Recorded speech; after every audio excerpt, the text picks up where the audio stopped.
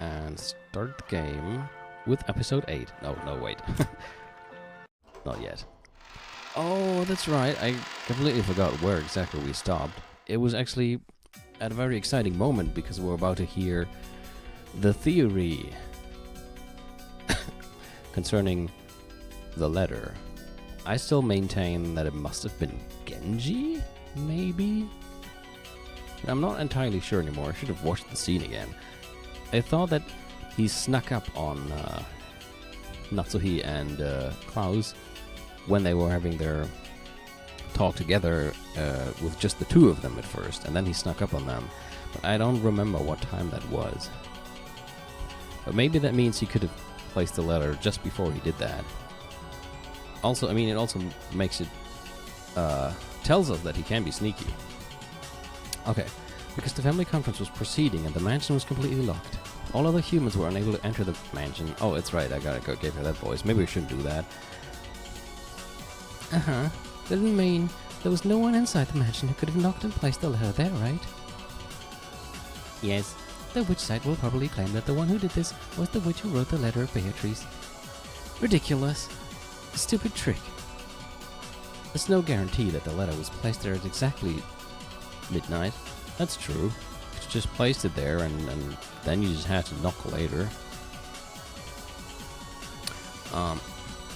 It's only sensible to consider that it might have been placed there earlier. Just a few minutes before the letter was discovered, Shannon and Kanon came in to serve tea. When they entered, multiple witnesses confirmed that there was nothing suspicious like a letter in the hallway.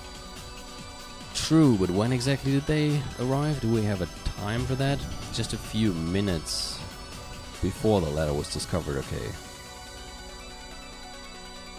Maybe one of those not in the parlor, Klaus, Natsuhi, or Genji, simply saw their chance right after that and placed the letter there. Yeah, that's basically what I think, and then it could only be Genji. No, wait, it should be possible for the people who supposedly went to the guest house too. That's true. We heard that the mansion was locked and that no one outside could get in. But if someone pretended to have gone to the guest house and instead hid inside the mansion, it would have been perfectly possible for them to place the letter there. Allow me to speak. Blue truth valid. In that case, the problem is the knock. Unlike the letter, someone would have to exist there at the instant of the knock. I see. So this is the so-called proof that a person who shouldn't be there, a witch, existed? This is just so ridiculous. Do they think I, Fururo Erika, would surrender to something like that? First off, we can doubt whether the knock was even something hitting the door to the dining hall at all. The cat has to stay in the room for now, so the sleeping room door can stay open, and we can hear if Aiden wakes up. And the cats are not supposed to be in the sleeping room. But because the cat is in this room now and is supposed to stay here, but the cat doesn't want to be here, it's annoying me to no end. It's trying to make me open the door. It's not gonna happen. Gotta stay here now. And there's a toilet for the cat in here, in case you were wondering. So it's not like she's imprisoned here. Even if she wants to go to the toilet, there is one.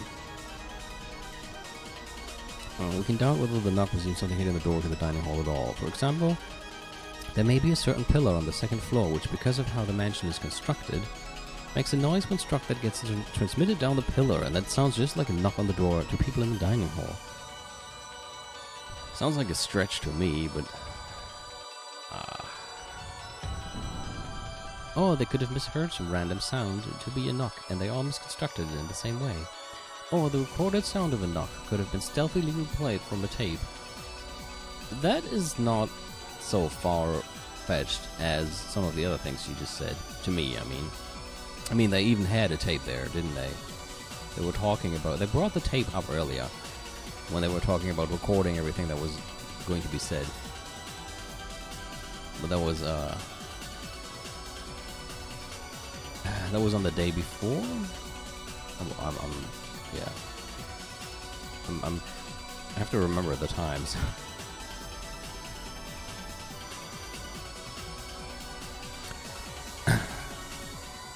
No, that was... Whatever. Cat, stop annoying me. From a tape, which might have been carefully set up to go over exactly that time. Either way, I can think of many ways to make them hear a knock, even if no one was on the other side of the door. How is that, my master? How's my reasoning? That's what she says. So what do you think? Well, looks like your QPs gave it their all thinking up these blue truth. So I guess I'll be nice and give out a few reds. I guess I'll start with the letter. We have both the knock made when the bell of the large clock rang out at midnight, and the letter sitting there in an envelope being the one-winged eagle crest when the door was opened. It's so obvious to suspect that the people who weren't in the parlor secretly placed the letter there, right? Fuck you. Fuck you. Klaus, Natsuhi, and Genji did not even touch that letter. Uh-huh. Then when Shannon and Kano came in to serve tea, who was the last human to enter the dining hall? Let's say it was Kanon. Wouldn't it be easy if Kanon, the last person in, secretly dropped the letter there when he closed the door? Not a single person in the dining hall. No, there's a simpler way to say it. Among all those inside the mansion at midnight, not a single person placed that letter in the corridor. So you can't say that no one touched it. Obviously, they touched it when they picked it up. Of course I couldn't say that none of them touched it. I see. Then it's interpreted this way. Someone who existed outside of the mansion at midnight placed a letter somewhere other than the hallway beforehand. Then it was moved by some means and ended up placed in the hallway. Stupid cat.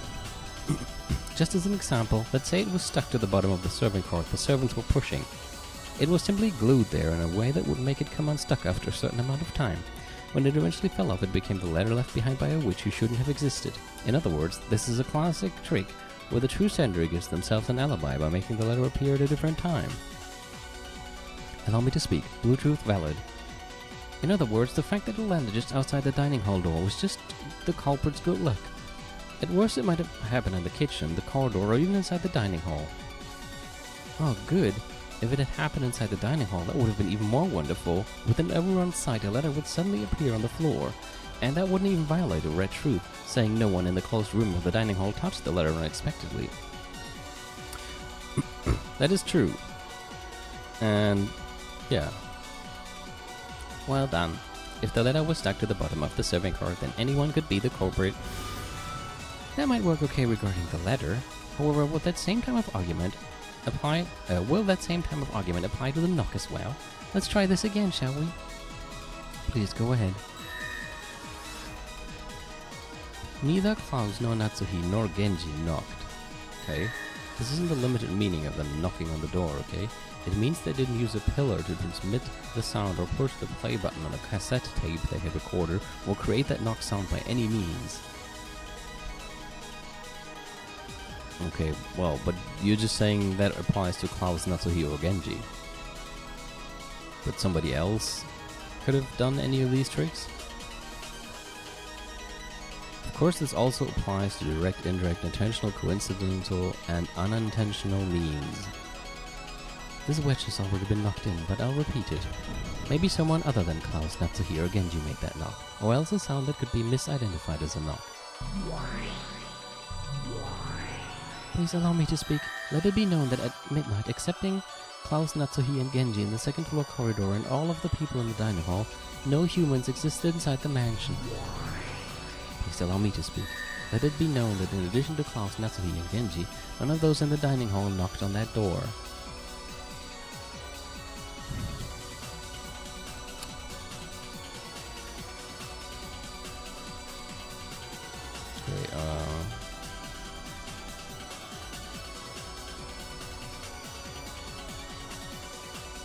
In this sense, knock includes all direct, indirect, intentional, unintentional, and coincidental events that could create a knocking sound. So we're screwed. A direct knock refers to someone literally hitting a door to make a knocking sound. An intentional knock refers to someone creating a fake knocking sound to try and make it appear that someone knocked. An unintentional knock refers to someone unintentionally creating a fake knocking sound. A coincidental knock refers to some kind of coincidence creating a fake knocking sound, yeah. Okay, I get it. In short, this means it was impossible for any character within the mansion to be the source of a knocking sound. And any character refers even to unobserved people that no one has noticed. What about the clock? Maybe the clock is just as a mechanism that always makes a knocking sound right before midnight? and it's usually used to tell people in the dining hall to get the fuck out because it's already midnight. I don't know. But, I mean, if that was the case, it was just a mechanism that always is there. Would I think none of these things just said would apply, because it's not a person knocking, it's just the clock that has always been set to do that. It's got to be something like that, right? Because what else could it be? Since we already ruled out all people. Anyone who was in the mansion would also include any unknown person X who had snuck into the mansion. See, it has to be a mechanism. Therefore, it literally meant it was impossible for anyone inside the mansion to knock, with no word play allowed. I see. No matter how much I toy with it, it's impossible for anyone except those in the guest house group to create the knocking sound, right? Like me, for example. What if I, Fudo or Erika, recorded a knocking sound on a cassette tape and used some kind of secret contraption to start playing at exactly midnight? Of course, I wasn't in the mansion at midnight.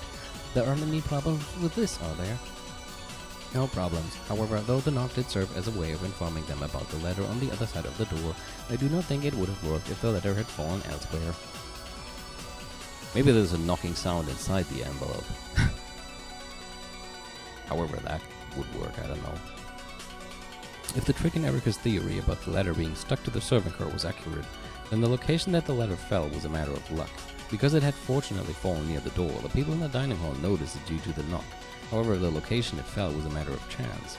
It might have landed in the far-off kitchen or remained stuck even after they entered. If that had happened, the knock would have been ignored as though they had just imagined it. In other words, the knock by itself wouldn't transmit any message at all. It only made it appear as though someone had been there because it was paired with a letter. In that case, the random location the letter fell to off the bottom of the servant card couldn't be connected with the knock. For the letter to be found thanks to the knock, it would have to be reliably positioned on the other side of the door. However, it was announced in red that no one in the mansion placed the letter in the hallway. I'll reword that read about placing it in the corridor a bit. No one in the mansion placed the letter in the hallway. Okay. Maybe they just like put it on top of the door so that it falls to the ground when you close the door, because the door doesn't count as the hallway anymore. This includes doing so by all concepts such as directly, indirectly, intentionally, coincidentally, and unintentionally. For example, let's assume there was a device on the servant card that drops the letter when it stops moving. In this case, you'd think they could predict that the card would probably stop just once when those two knocked on the door to the dining hall. Hold on. There was a device that okay. And by doing so, they'd be cleverly making it so the letter drops right in front of the door. That would be clever, yeah? But even this doesn't work, okay? The action of stopping the servant card would indirectly lead to placing the letter in the hallway. That would mean Shannon and Kanon, who were pushing the card, had indirectly and unintentionally placed the letter there. So even this is no good. Shut the fuck up, cat. Furthermore, setting it up so that the letter peeled over the passage of time would mean that the people pushing the servant card had coincidentally and unintentionally placed the letter there. Of course, this is also no good. Repeated. At midnight, only Erika, George, Jessica, Maria, Nanjo, Goda, and Kumasawa existed outside the mansion. What if someone in the dining hall didn't exist in the mansion right at midnight? For example, what if they had slipped out a window just before? With this wordplay, it might be possible to get around the red truth. Repeated? Even though I'm nice enough to give you all this red for free, aren't you being a bit greedy? I'm not an idiot like Beato, so I won't go around saying everything my opponent tells me to repeat. I'll give you a full body massage in a bath with marshmallows and Competo sometime soon, enough to rub your skin off. And now you've got to keep that promise. Okay, then here's a freebie. Oh, I'll respond. At midnight, only Erika, George, Jessica, Maria, Nanjo, Goda, and Kumasawa existed outside the mansion.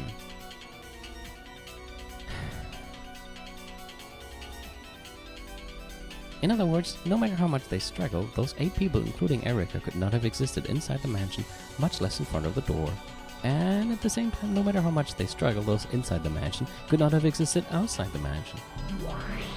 So it's impossible, we can just give up. Okay, got it.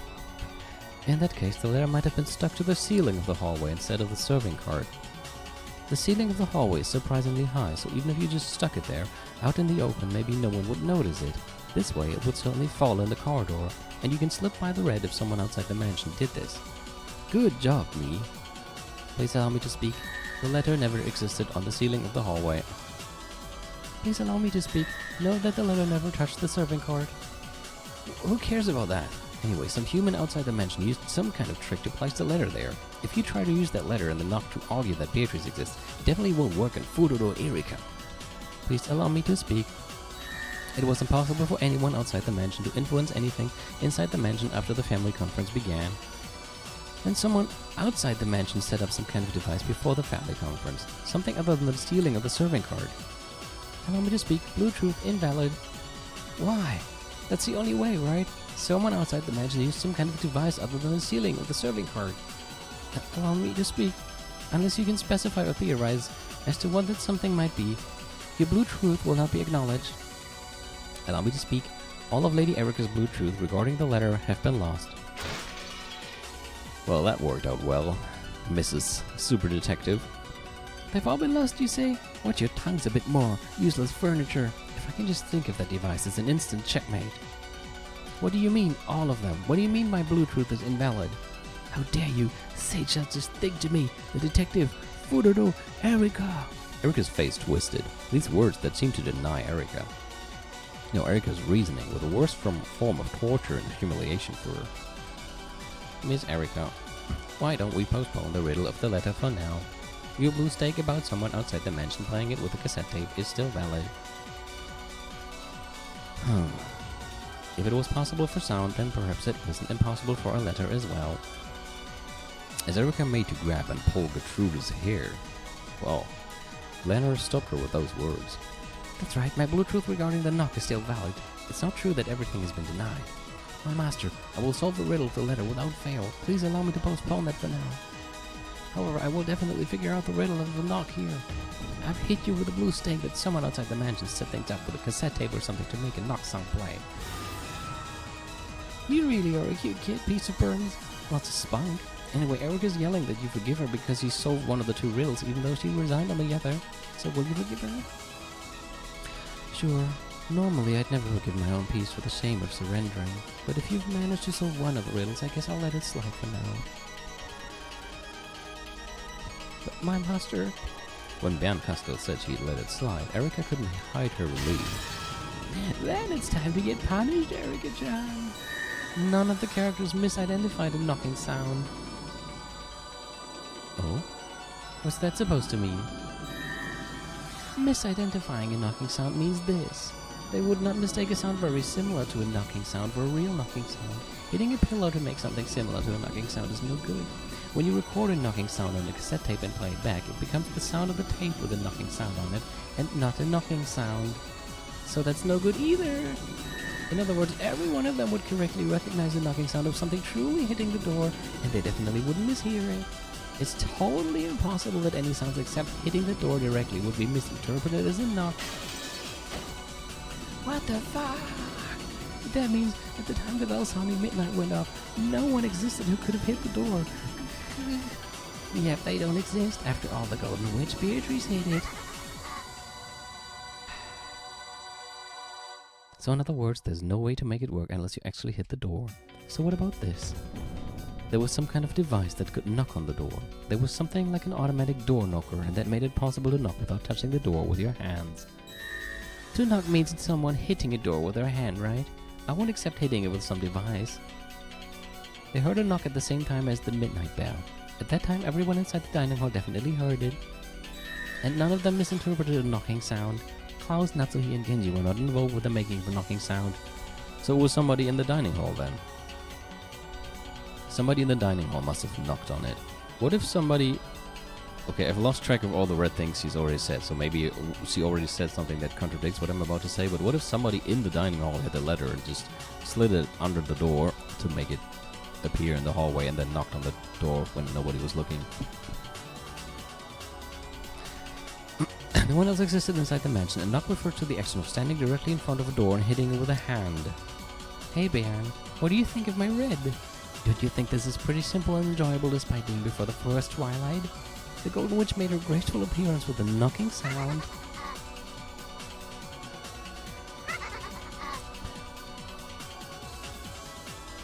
interesting. This really is riveting, Lambda. Wouldn't have it any other way. Yes, how amusing. You know, when she first appeared in episode 2, I think, or was it at the end of episode 1 even, and she, like, seemed to extend her hand to Battler and say she's gonna help him, I thought she was a likable character, but at this point I have come to realize that she is batshit insane just as every other witch. I would never want to have her in my life. The two witches doubled over laughing as though this was the most fun thing in the world. I would only want to have her around if I was a psychiatrist, because then I would probably make lots of money. They have some therapy necessary. Something that is necessary for them. I mean, they're fucking insane. My master, don't worry. If you just give my little grey cell some time, I will definitely reach an answer to this pitiful red. You're nothing but a lowly piece. Your absence wouldn't hinder my progress in this game in the slightest. If you can't think of any theories in particular, please just go back to the peace tray and gather dust or something. Useless pieces are painful even to remember. After all, Burn's pretty forgetful. If you don't try a little harder, Burn's gonna forget you, okay? You'll collect dust in that forgotten peace tray, awaiting your turn that will never come. I imagine that would be pretty harsh, don't you think? Now don't worry, Lady Lambda, my master. I promise that I'll keep you entertained and never let you down again. Oh, how reassuring. I guess you're my double after all. Then make sure you really are giving it your all in more ways than one. If you don't make an impact, I might forget all about you. As the two witches giggled, they continued discussing the letter and the knock. There was no room for Erica to step in. If she contented herself with that, she would literally have no place to go, and would be buried in an eternal oblivion. Erica endured this with a hideous expression, looking with shame at the back of the master who ignored her. You know, I just feel sorry for Leonard's, what you would call them, subordinates, because he's probably going to torture them again to relieve her anger. And with both fists clenched, she thought frantically in search of some kind of breakthrough. I am the detective. I am Fudodo Erica. I am the peasant double and servant of the great Lady Van Castle. I'll definitely make her satisfied. Satisfied, definitely. Ushidomi Abella, how dare you humiliate me so? As she stood there, ignored by the witches and shrouded in darkness, it looked like someone had told her to go stand all alone in the hallway.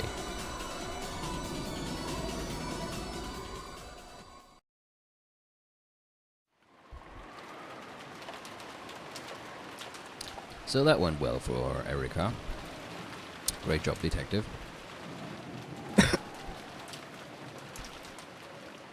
Oops, sorry. Clicked on the wrong thing. With the crime in the early morning, we'd completely forgotten about breakfast. Yeah, I mean, understandably so. So we now had our first meal of the day at a time that could never be called breakfast time. Even Goda-san's wonderful meal, which had supposedly been in the works since yesterday, provided no comfort. The several empty seats quietly burdened us with a pain-filled sadness. Then, in the middle of this meal that felt like a vigil, Erica suddenly stood up. Everyone focused on her to see what was the matter. Her expression was somewhere between relief and insanity, as though she had made some groundbreaking and strange discovery. Hey, what's up? Are you okay? I've got it. Did you think I wouldn't understand? Yes, I've got it. There's no way something that stupid could happen. With a hideous expression covered in cold sweat, Erica glared and lashed out at Battler. What do you get? There's no way you jumped down from the third floor study. Not one of us saw you fall down and land in the courtyard. When you set up the ladder from the courtyard and saw Rudolf-san go up to the third-story window, you closely observed the construction of the outer wall and realized that by cleverly using a rain gutter, it might be possible to go down the courtyard from the third-floor window. You didn't jump down. Oh, you still hung up about that? Also, notice how the O from go and the O from down almost exactly align with her eyes. I don't know why I noticed that. Just I did.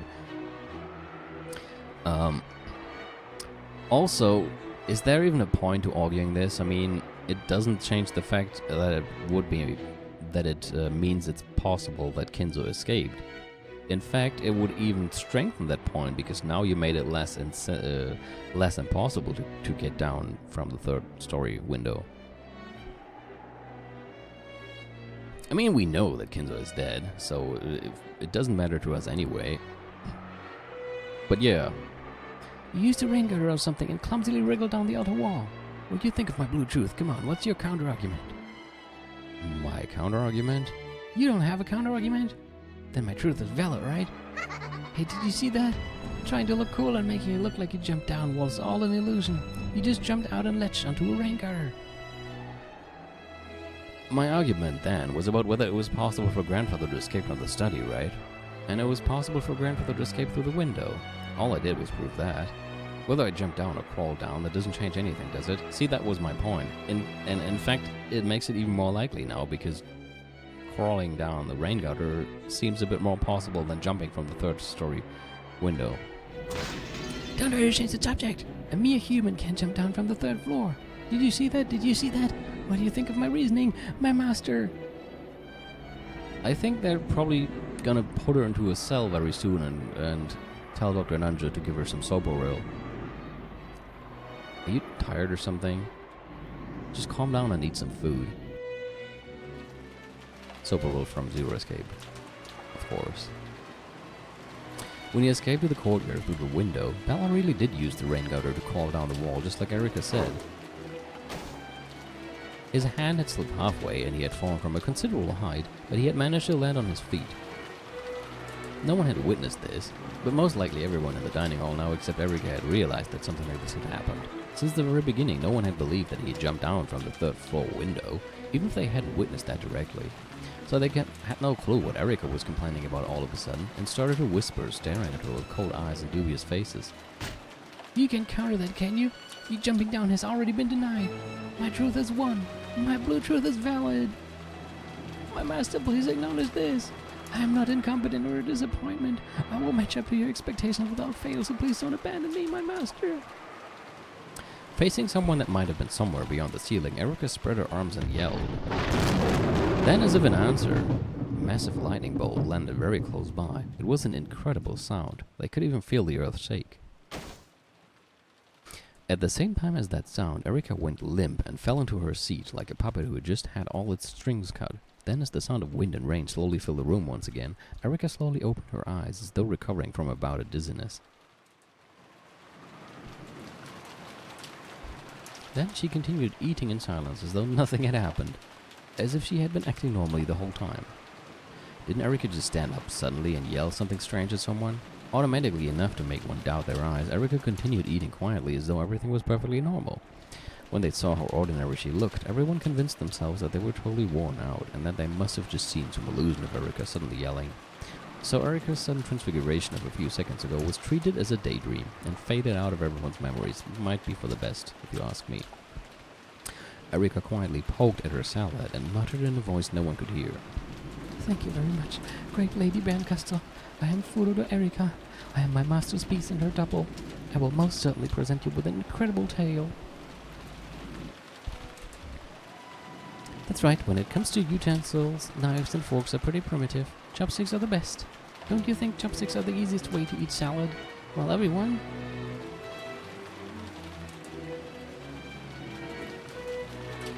I don't know.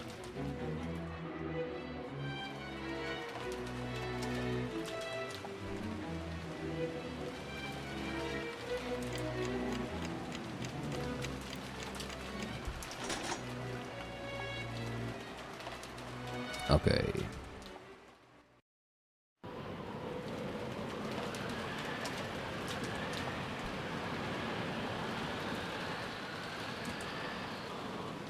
Bella-san returned to the guest house at 3 a.m.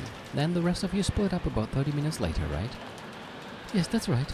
Drowsiness was finally starting to catch up to us. We decided to take a short rest and then start up again. To smoke out the murder of the first twilight, Erika closely questioned everyone involved to check their alibis and evidence. To confirm these, she went around the mansion with them, and when needed, took several trips out to the guest house through all the rain. Her vitality was impressive. Though she was an uninvited guest, everyone had long since stopped feeling anything strange about the way she played the detective.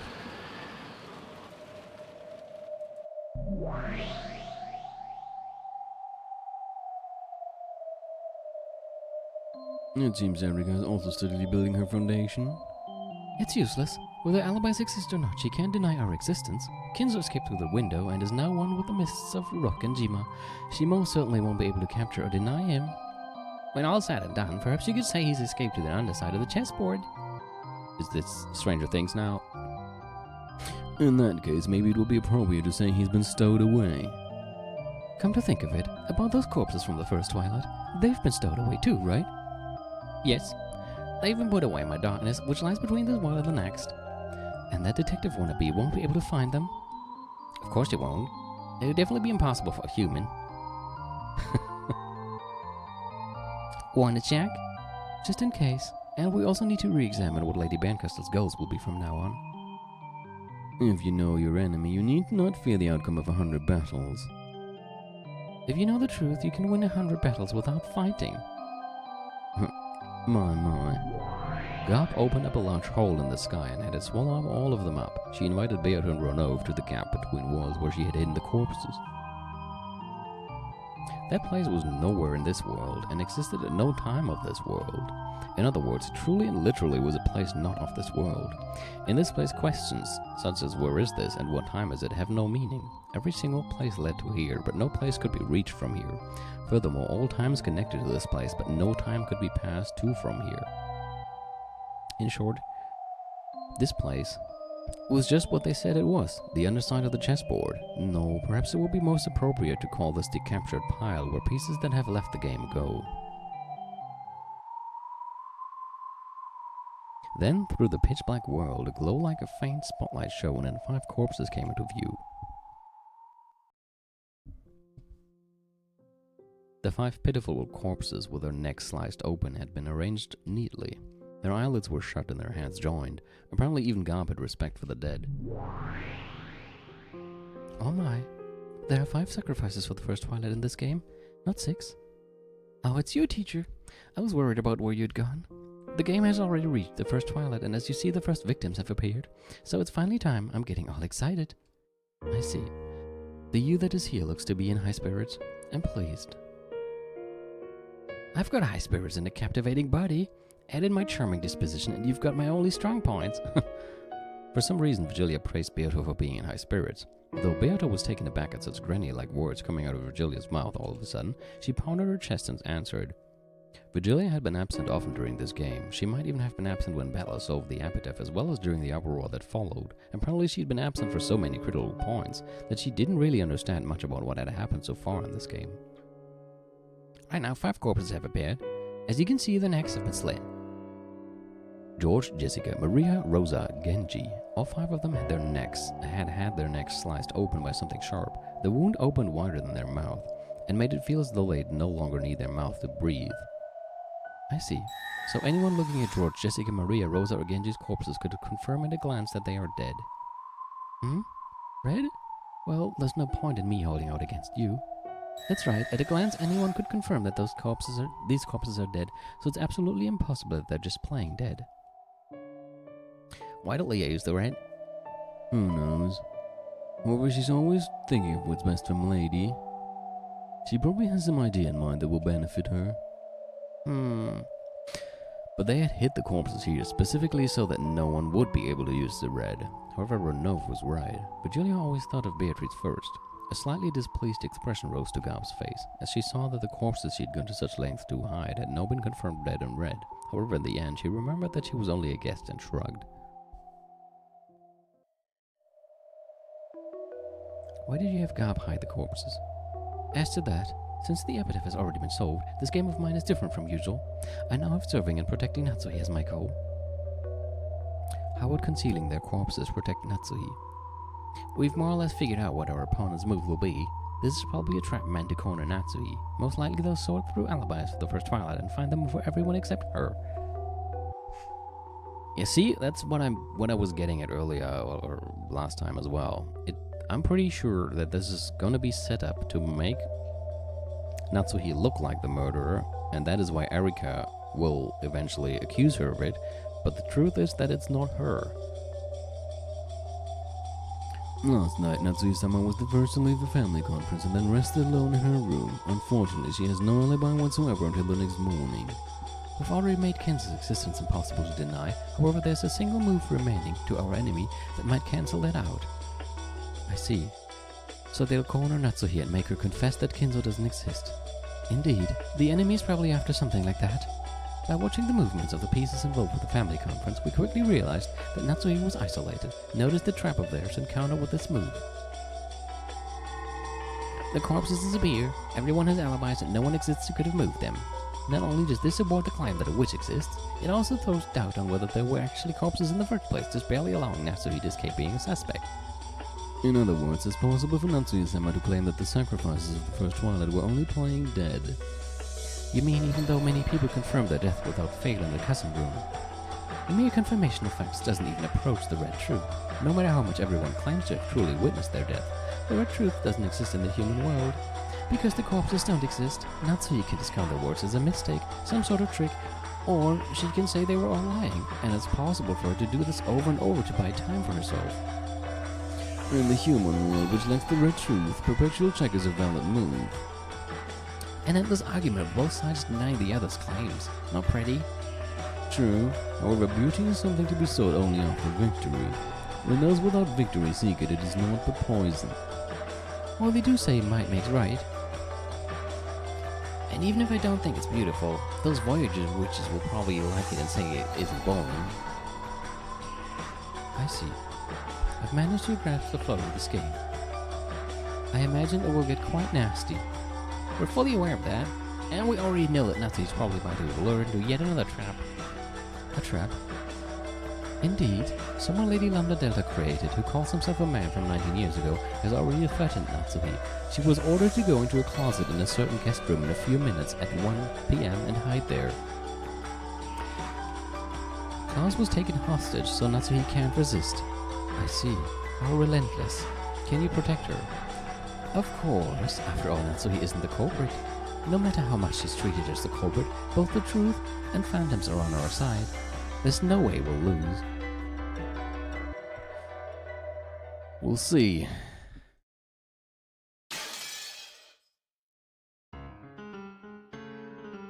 So Simon and I actually went back to check who is gonna be murdered next, because when episode 5 started and you already saw what corpses there were before Erika accused Natsuhi, there was another corpse. And this corpse was found in a very particular room. So I'm pretty sure we're gonna see that happen very soon, and then they're gonna pin it on Natsuhi. Natsuhi threw her cup of tea to the ground in protest, expressing the anger that flowed throughout her entire body. What do you mean by that? Are you saying you suspect me? You told me you left before anyone else, returned to your room and didn't leave that room until morning. However, if you cannot prove that, it doesn't count as an alibi. Prove? How could I possibly do that? It doesn't matter how. Objectively speaking, it'll all be fine as long as you prove it was impossible for you to commit the crime. Everyone else is cooperating. I want you to stop being so hostile and give me your alibi along with proof. That's right. Almost the whole night is a blank space in time for Natsuhi-san. She might have left the conference, saying she wanted to rest before us, then gone to the guest house and attacked George and the others. Please don't be such a fool. Why would I kill George-kun, and on top of that, my own daughter Jessica? Calm down. We're all equally suspicious. It's sad, but we all have to prove our innocence. Yeah, we've been thinking frantically about how to prove our alibis for last night so that we could clear up the suspicion against us. I know you can't like being suspected, Natsui-san. If it frustrates you, then shouldn't you first priority be searching for some way to prove your own innocence? The relatives spoke as though they were all under equal suspicion, but the mood about the place didn't feel so peaceful. Erika was still in the middle of confirming all of the facts, but except for Natsuhi, who was uncorroborated when it came to proving alibis, everyone else had an alibi that was reasonably credible. Only Natsuhi, who claimed that even being suspected was an insult, was uncooperative with Erika, and her position began to grow more and more perilous. This parlor was no longer a place for comfort for Natsuhi, and the sound of the cup smashing had made that decisive. That's ridiculous. Why must I be suspected when I've lost a daughter? You're maliciously trying to make me look like the culprit just because I went to bed early last night. I cannot stand this humiliation any further. Oh, so what are you going to do about it? Show some kind of alibi that proves your innocence. As if you could. Give me George Beg. Murderer! Stop it, Eva. Natsuhi-san, you're probably a bit tired too. Same goes for us, of course. Why don't we take it easy for now? Seriously, we're a little too high-strung. Oh, Natsuhi, where are you going? Searching for alibis of the culprit would be truly laughable at this point. When the typhoon passes and the police come, everything will be exposed to the light of day. There's no reason whatsoever for us to play at being detectives. Am I wrong, Erika-san? Generally speaking, you're right. However, I do have the authority to do this. Who gave her that authority? No one asked. It was an authority given by words of power from a higher world, so the pieces weren't even allowed to doubt it.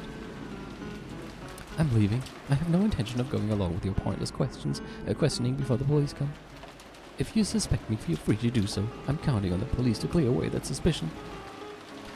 It may be a bit late to mention this, but then again, I guess this happens every time anyway. As usual, the phone couldn't connect to the police. Natsuhi said the police would be coming, but that wasn't exactly true. Strictly speaking, the boat would come tomorrow, and they would use the radio on that boat to contact the police. Well, it's not like I'll let everyone live that long anyway. Natsuhi-san, it's dangerous to go alone. Take this. No. Perhaps it will be better if we all stay here. Why not let her? This might make for some very good proof. If Natsuhi-san gets killed in her own room, that'll be excellent proof of her innocence. Quit it, Aniki. It's probably best if we all get a bit of rest. Our buddies won't last until tomorrow. If we're going to take a break, we still mustn't let our guards down, got it? We might not make it through the night, much less tomorrow.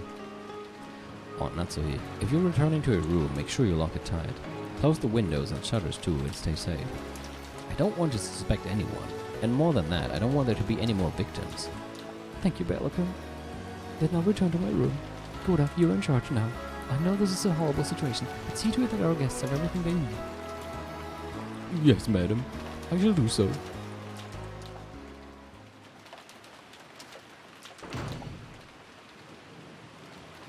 With everyone watching her, Natsuhi left the parlor. From their faces she could tell that they were expecting the classic mystery pattern, that the first person to quarrel and leave the circle would become the next victim. Natsuhi couldn't disobey because of the threat against Klaus, who had been taken hostage. Very soon it would be that promised time, 1 p.m. She was to hide for an hour in the closet of a specific guest room. It was easy to suspect that this bizarre order was a trap to select her as the next sacrifice.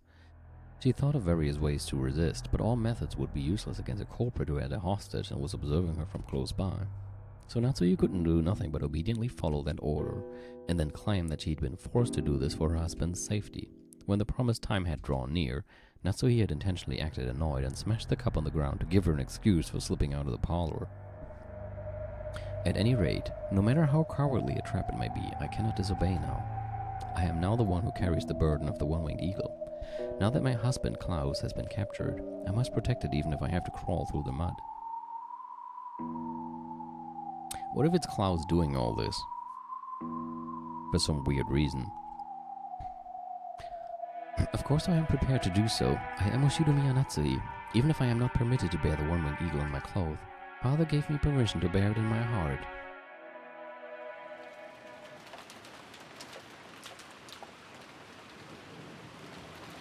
I've managed to get this far by possibly dashing away in a rage. So far, everything has gone well. Before my eyes was the doorknob of the specified guest room. However, I wonder if it's locked. The servants are normally ordered to lock any unused rooms. What will I do if it's locked? I mean, the question is also... the person who gets murdered in this room now must have somehow been lured there as well. Could it be Klaus after all? Like, because nobody was told that Klaus was kidnapped. All the others were just told that Klaus was sleeping because he didn't feel good or something. So if Natsuhi is now in this room, that would give Klaus the chance to walk around freely and tell the person who he's about to lure into this room to go there. If he orchestrated any of this. But again, why would he? I don't know. What will I do if it's locked? I had dashed away from the others, pretending I was returning to my room. Popping back and asking a servant to unlock this guest room would be obviously suspicious. If I can, I'd like to get this eerie hide-and-seek over with without anyone noticing. And that phone call from the one the one who claimed to be the man from 19 years ago. He said I would win if no one found out, but lose if anyone did find out. He said my husband would be released whether I won or lost, but as a person with a hostage taken against me, I'd rather not lose. I don't like it at all, but I have to go along with this game. When I softly gripped the doorknob, I could feel that it was unlocked. Did Shannon or Kumasawa forget to lock it after cleaning? Or did that man unlock it in advance? That man couldn't be waiting for me in this room, could he? And then all that about hide and seek might have been a mere excuse. It kept the fact I was coming here secret and all the others think I'm resting in my room. If I were to be killed in this situation, it might create a new baffling murder case like an extension of the one that occurred this morning. That might actually turn out for the better. Perhaps this is a good chance to confront the Cobra directly. Natsuhi had some experience with using a naginata, though only casually. Unlike Afa, she couldn't brag about being able to hold off any single ruffian indefinitely, and she was now, she had no realistic chance of challenging a man with malicious intent and winning.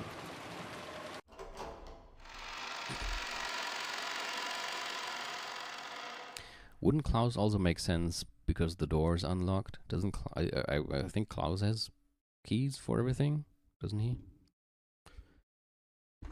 She readied herself and slowly opened the door. She couldn't just stand around in the corridor and risk being seen by someone. The atmosphere inside the guest room was frigid, and she could sense no trace of anyone waiting impatiently for her. All she could hear were the unsettling sounds of wind and rain. At first, this seemed to prove that there was no one here to threaten her, but soon it only made an uneasy feeling rise up inside her even more strongly than before. The closet was just off to the side of anyone entering the room. Lined up inside it was a set of hangers for coats. This closet, which had nothing hanging in it, was large enough for even an adult to hide in. She softly opened the closet. Of course there was nothing inside. She would have to hide quietly in here for an hour.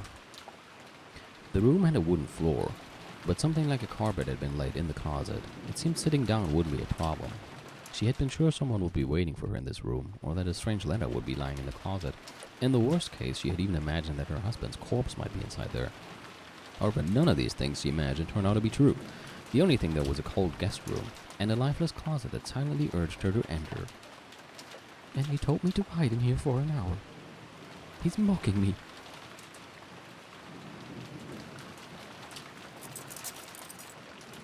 Natsuhi shrugged, turned around, then locked and chained the guest room door. This way no one will be able to get into this room. In other words, no one will be able to find me for the next hour.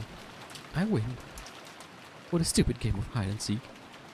This surely must be a total victory in the hide and seek game against that mystery man. However, it was such an easy victory, it made her feel uneasy. Normally, this would be against the rules of hide and seek. Even if she had won, wouldn't this displease the culprit? And now everyone thought she had returned to her room. If they found a room with a chain set, that would make it an impossible closed room to them. Erika had dashed throughout the mansion to confirm alibis or something. If she noticed that the chain was set on this room, there would probably be an uproar that would end in them cutting the chain and searching the room. If that happened, Natsuhi would be found hiding in the closet right away. Yeah, that would probably be hard to explain. Without telling them the truth, I mean. It would be easy to honestly confess as to why she'd been hiding, yeah. However, that man had insisted that she not reveal that. True, but at that point, I don't think there's any other option. If she did talk, she might endanger her husband. Thinking of it that way, setting the chain, no, even the lock, might be a bad idea. That's right, this room was unlocked when I came here. If it were to suddenly become locked, it's conceivable that it might catch someone's attention. It's better if I don't do anything unnecessary. That man only told me to hide. So I guess she unlocks it again. So in the end, I have no choice but to do what he says. I hate doing it, but I cannot disobey. I undid those two precious locks, went into the dimly lit closet filled with the smell of old wood, and managed to close the door from the inside. I kind of like it when stories describe the smell of something, because they always immediately, I don't know, I always immediately imagine the smell myself, and I think smell is actually a pretty strong atmospheric tool, if you will. Like, it immediately makes me imagine the smell myself and almost, feel more immersed just because of that. I like it. Pitch black. It reminded me of when I was young, when I used to hide somewhere and then surprise my mother, but that peaceful recollection wasn't enough to kill off my anxiety. It really is pitch black. From here I won't even be able to check my watch to see if an hour has passed. I guess you still have the big clock. I'll probably need to open the door a crack every once in a while to let in enough light for my watch. For now, I'll crouch down here. I thought about clutching my knees, but it hurt my back when I tried. I'm not as young as I used to be. Even though I was made to sit on the floor holding my knees in every PE class as a grade schooler, I now have to struggle just to sit down. Just crouching down here for an hour will probably hurt a lot.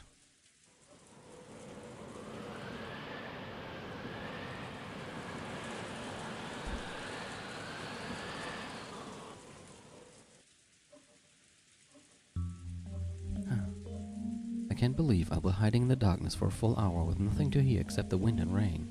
Ironically, Natsuhi had made Jessica do the exact same thing in the past. She had done it when Jessica was a little girl, to scold her for her persistent bad habits and teach her a lesson. She had thought that making Jessica stay put in the darkness would sprout a desire to reflect on her mistakes, and that, this way, she would understand what she had done wrong. It almost feels like I'm being made to do the same thing, if that's the true purpose of this hide-and-seek. How naive of me. This must be my naivety.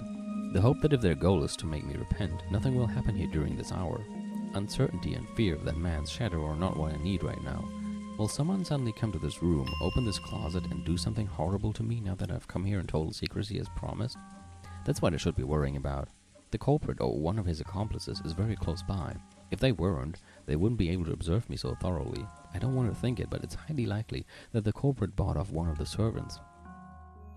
The culprit hid an eerie card with autumn written on it in my room. My personal room is always locked. That trick wouldn't have been possible without a key. Instead of believing that they obtained the key when the servants weren't looking, it's much more realistic to assume that one of the servants lent the culprit a hand. Or it was Klaus. But how? How did they know that autumn is my favorite season? See, it was Klaus. How unsettling.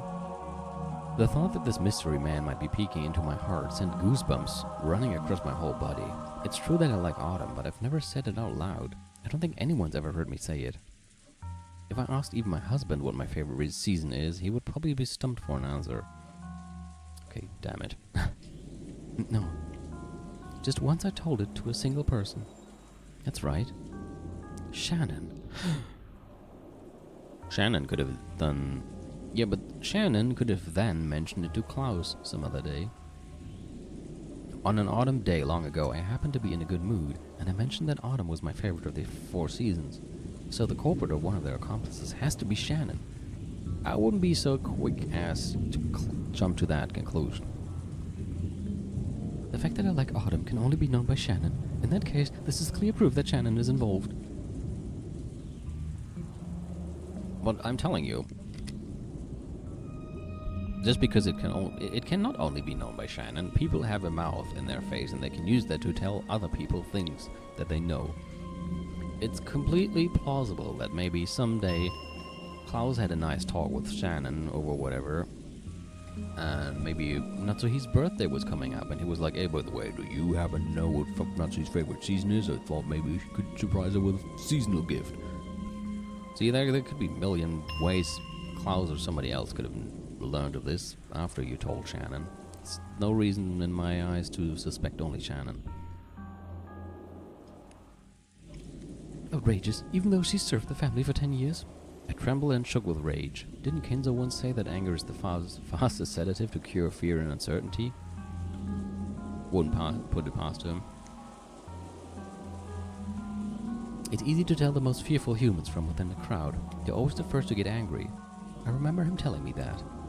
So I realized that this anger was a sign that I was actually frightened, and I tried my best to remain calm. However, this is a vital clue for turning things around.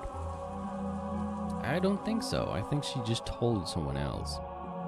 Shannon may not be reliable as a servant, but if she's an accomplice used by that mystery man, this might actually be convenient. A weak-willed girl. If I threaten her, she'll probably spill the name of the mastermind in an instant. I'll secretly tell the police about this. It might become a big clue towards arresting the culprit. That card was probably meant to shock me and get me to do what he says, but he's actually dug his own grave. I never told anyone except Shannon that I like autumn. This is unshakable proof that she's working with the culprit. Yeah, but how are you so stupid? I mean, even if it turns out that it is Shannon, my argument here is just that this doesn't mean that it can only be Shannon, because she could have told somebody else. She could have even told one of the servants, hey, I had a conversation with Natsui today. She was actually talking to me. She was being nice to me, unlike what she usually does. And she even talked about her favorite season with Sodom. So many ways she could have just told somebody else, even, well, like, I don't know, completely randomly. Though I once thought this time in the closet would crush me with uncertainty and uneasiness, it's actually given me the start of a counterattack. If I wasn't given this time in the darkness, I probably wouldn't have noticed this. I'm almost grateful to the culprit for making up this foolish game. My mood brightened. I still can't guarantee that my husband is safe, but I'll definitely get him back and force the culprit to face judgment. I clenched my fists tightly and further strengthened my resolve to avoid losing this fight at any cost. Uh-oh.